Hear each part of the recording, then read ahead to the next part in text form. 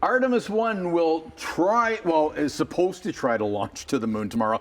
We've learned that it's Hurricane Ian, I believe, is messing up those plans. So Delaying Rob Godwin is back, our space expert, back with another great book, Apollo Over the Moon.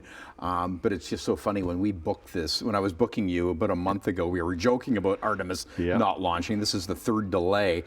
And it's still delayed, yeah. It should have been back down on the ground with your appearance here in Morning Live, but we're still waiting for it to lift off. The funny thing is that they thought that it was going to, be 1 or 2 test flights.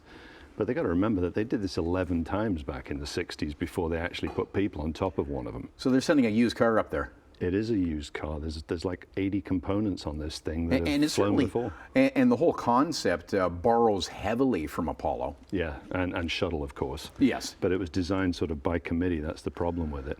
And most of the reusable parts on it, the solid rocket boosters, the engines, are all going to end up at the bottom of the Atlantic this time. Because they couldn't put parachutes on it because they needed to save weight. And here you've got SpaceX landing their own rockets, which is technology that just blows my mind. Exactly, yeah. It's incredible. It is amazing. And all the years you and I have been sitting here doing this, we never saw that coming. No. But let's go back to the heady days of Apollo, because there's great interest in it, of course, with Artemis returning to the moon and eventually getting astronauts on the moon. And this is as a staging ground, really, for Mars.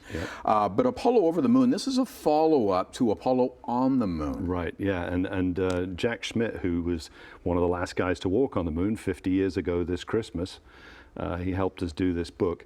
It's amazing what we can get out of the old data. This book was created from single photographs that were taken by Apollo from 60 miles up. Right. And then they use a thing called photogrammetry that figures out the length of the shadows and turns it into a 3D model.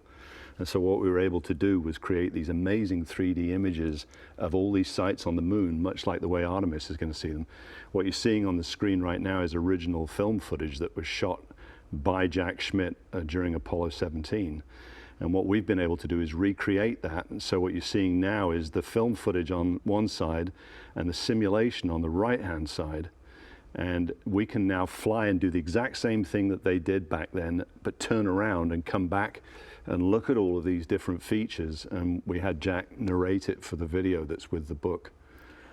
And Jack points out that there's a stunning imagery of an area on the far side of the moon that he recommended Apollo 17 land on. Yeah, they really that never wanted to happened. do that. They didn't have the ability to communicate. They need a satellite in orbit around the moon to be able to talk to them, on the far side. Yeah, and Jack was the only geologist to walk on the moon. He wasn't a conventional astronaut. He was a scientist.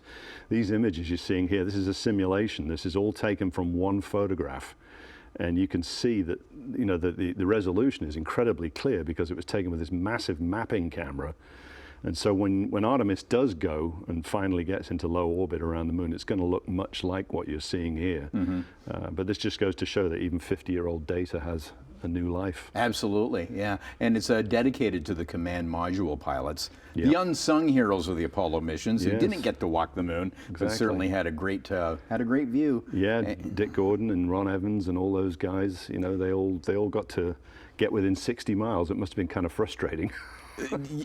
Well, yeah, being almost close enough so you feel like you could touch it. Barnstorming the moon, they called it. Yeah. So anyway, the 50th anniversary of Apollo 17 is coming up in December. And as I say, Jack was the lunar module pilot on that, and he's organizing a big bash right now, I believe, coming up. But we thought this was a nice tribute to that mission. Absolutely. And we should mention, of course, we can get this online, and we'll link up Apogee Books at chh.com. But it's also at the Warplane Heritage Museum? It is, yeah. We've got a bunch of our books in the Warplane Museum now, and we're pleased to be in there. Yeah. And we should mention they come with the 3D glasses. Yep, 3D glasses, the DVDs, part of the DVD's in 3D as well. So you can stick the glasses on and watch some of this flyby footage in 3D as well as all of the many, many pictures that are in it. A must keep for space fans. And of course, we've got to mention your music books as well. The latest, The Beatles Fully Uncovered. So again, we'll link the website so Beatles fans can check that out too. Rob, this is our last visit together, but thank you for all your fun chats and space expertise over the years. Thank you for everything you've done for us, Bob. It's been 20 years plus, I think, now. Thank you, Rob. Hey, we're back tomorrow. Thank you.